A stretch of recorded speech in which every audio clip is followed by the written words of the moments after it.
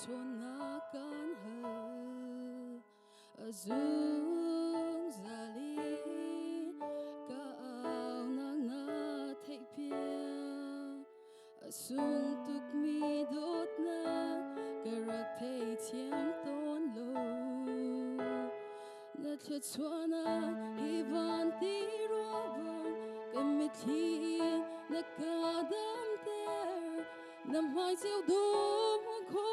nagding atile Sum nakapeito Tutuna totswana Dot naglevel sung bigan si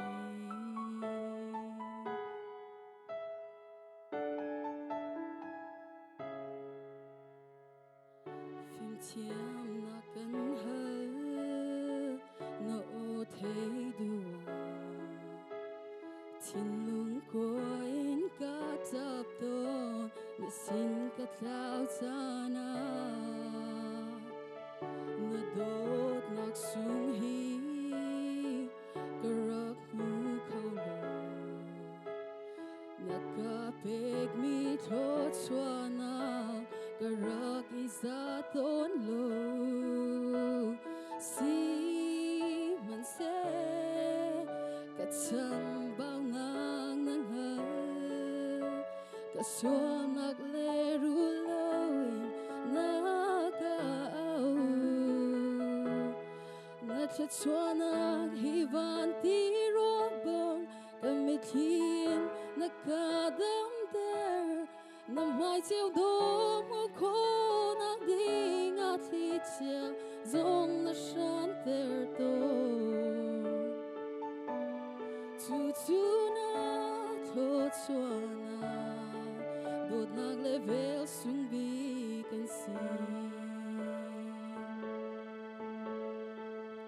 An kadaw sana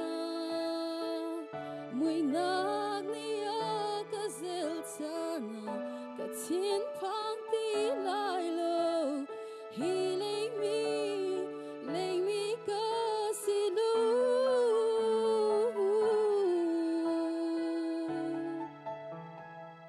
Ling mi kasilu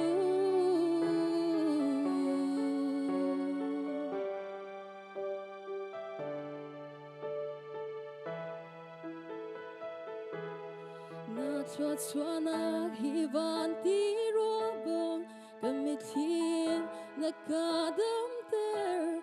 Namay siyaw domo ko nagding aharna Nakatonter ton Kasungzat lang nagtor ng mani Namaya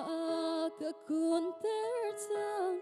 Katihariam tertuhilea umlo Boy pa ng long na si Kanher ko kaboy pa Namay Theodora kamuter Tututlat swanak sungbi asi